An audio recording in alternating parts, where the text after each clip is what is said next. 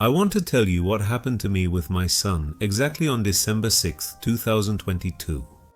A lot of time has passed, but we really can't forget that night what we went through.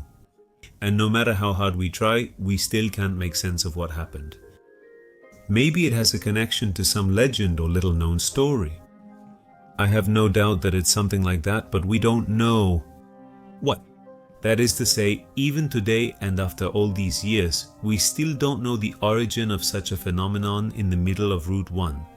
My name is Fernando, I'm from Uruguay, and you're going to hear exactly what happened to us that night.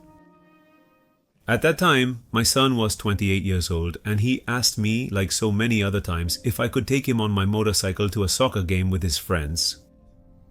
To help put my experience in context, let me tell you that we are from Ciudad del Plata in the department of San Jose. This is about 30 kilometers from downtown Montevideo, but in our case we were going in the opposite direction to a place also in San Jose called Playa Pascual near our home, about 10 or 15 minutes away by motorcycle more or less. We went to the game, I waited for him, and when it was over we started heading back.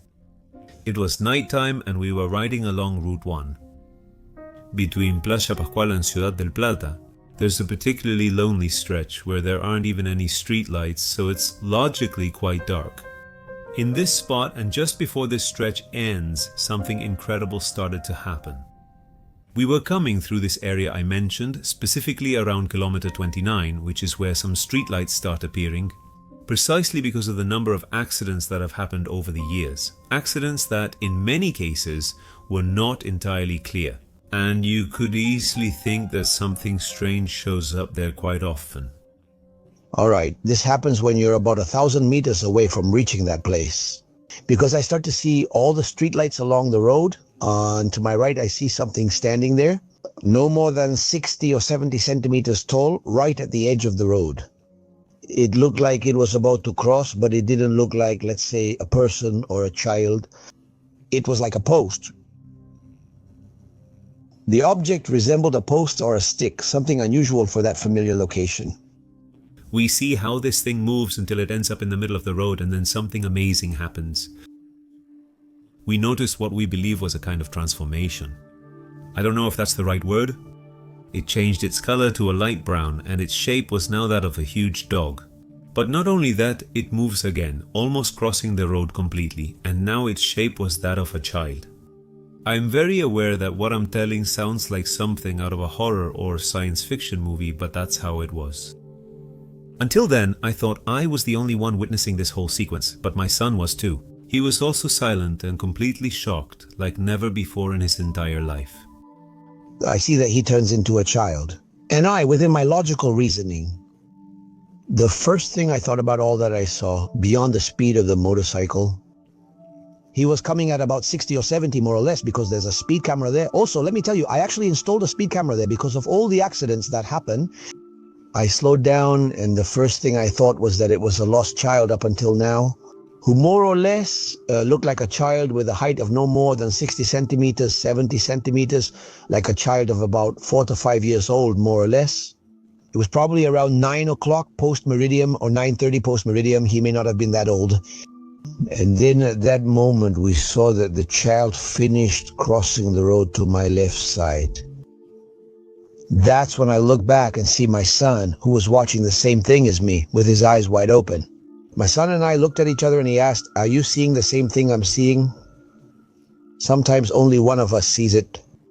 No, we both saw the same thing in this case. So when it was already almost on top of this supposed child, we saw that he threw himself toward a big ditch that's there, because it's a one-way road. You pass that big ditch, and then there's the other road that goes in the opposite direction. From Argentina's perspective, it's like viewing it as a highway. What happens when we see him throw himself toward that big grassy ditch in that moment? The grass, everything is very well trimmed, because the grass there is very well cut, since the authorities, the city hall here, always keeps it trimmed. The place is a highway crossing and must be in very good condition due to the numerous accidents that have occurred there.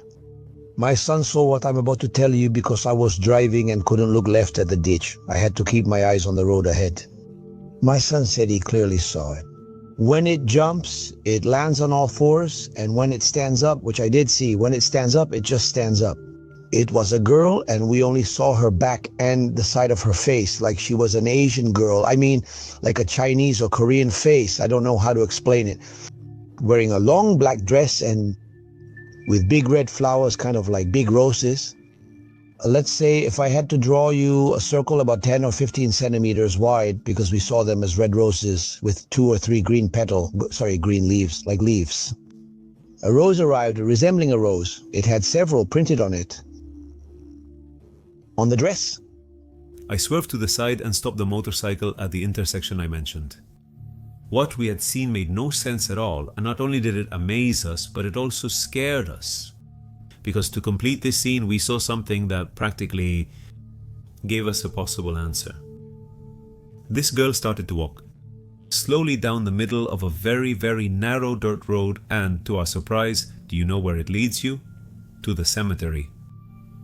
Could it be just a coincidence? I mean, was it just a person who was simply walking home? Of course, but what we saw before gave us certainty, even though our logic said otherwise. That we had come across something that was not of our nature.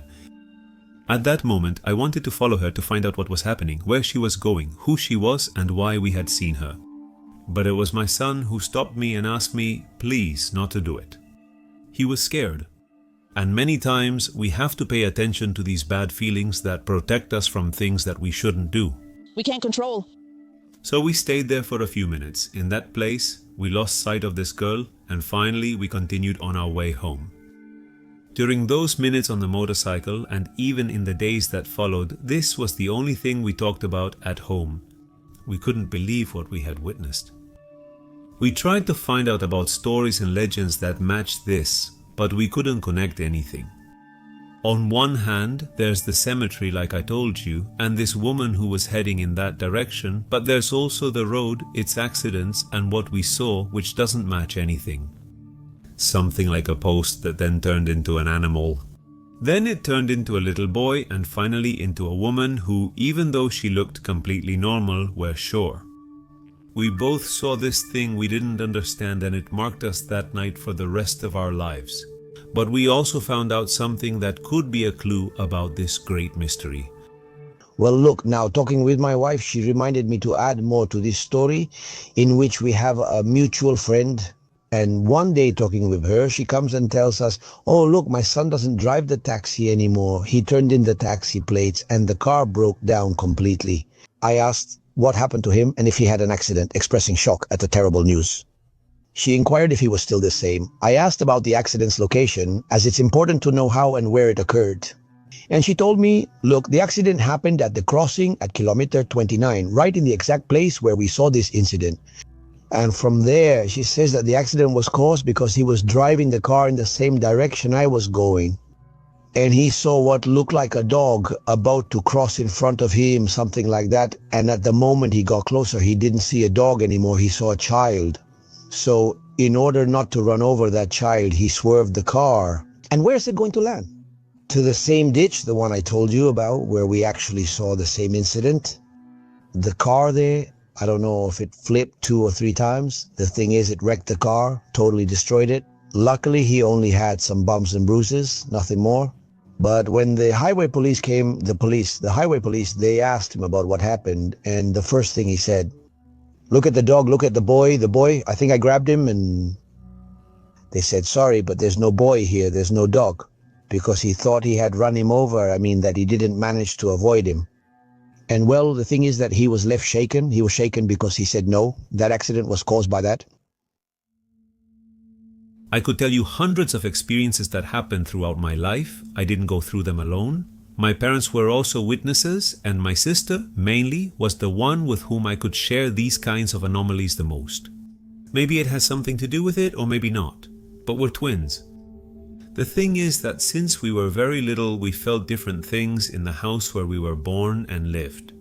It was a very old house, and there were countless situations that put the whole family on alert. For example, you could hear footsteps, voices of people talking in rooms that were empty, some objects would be moved around, or they would fall. For example, things like this were practically normal for all of us, but on the other hand, there were other, more specific things that caused a bit of fear.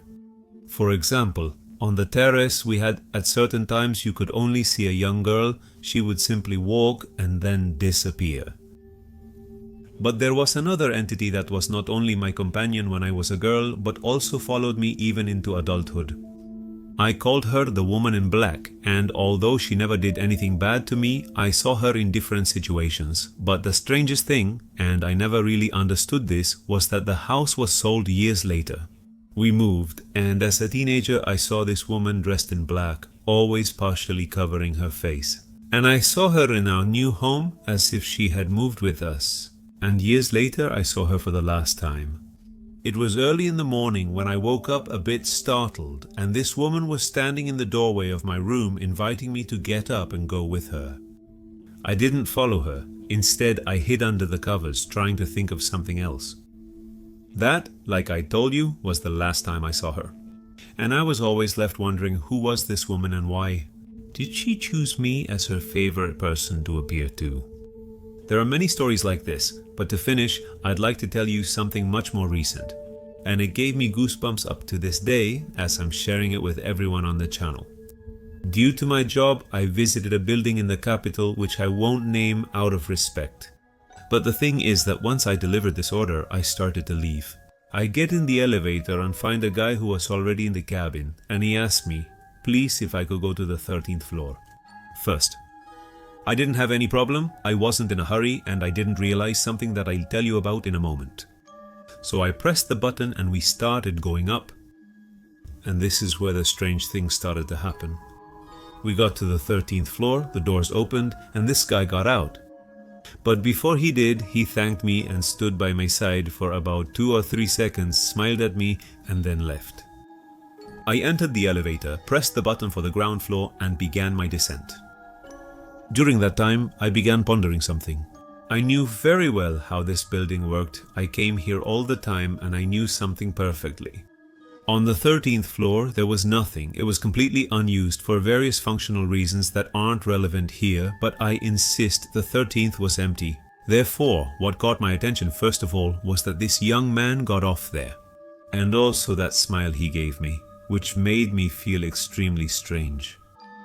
When I got off, I found the manager and the security guard waiting for me to get off. They were extremely angry because I had gone up to the 13th floor, which I hadn't done. It was this guy who had gone up on one of the floors. When I dropped off the order, he told me he was going to the 13th floor. I pressed the button and, well, he stayed up there. The manager yelled at me and then left. Well, when I looked at the security guard, I asked him why the manager had treated me that way. And he says to me, did you see that guy? Yes, he was a blonde, light-eyed, very handsome boy, I said. In fact, I said he looked really good, didn't he? She asked me if I would recognize him if she shows me the photo. I say yes, of course.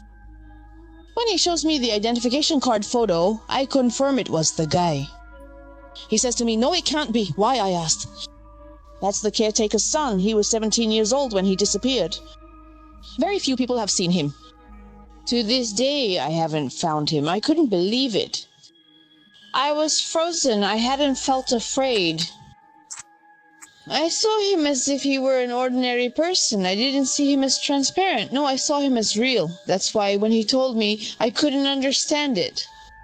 I mean, when they want to, they can appear as if they're flesh and blood. No, it didn't make sense, but it's one of the experiences that had the biggest impact on me.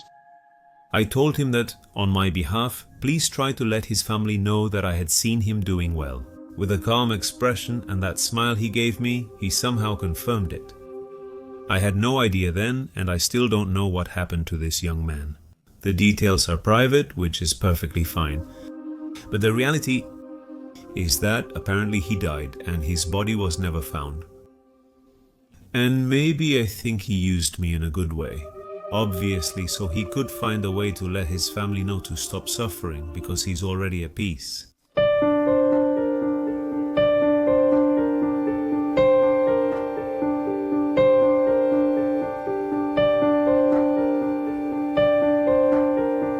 Thank you.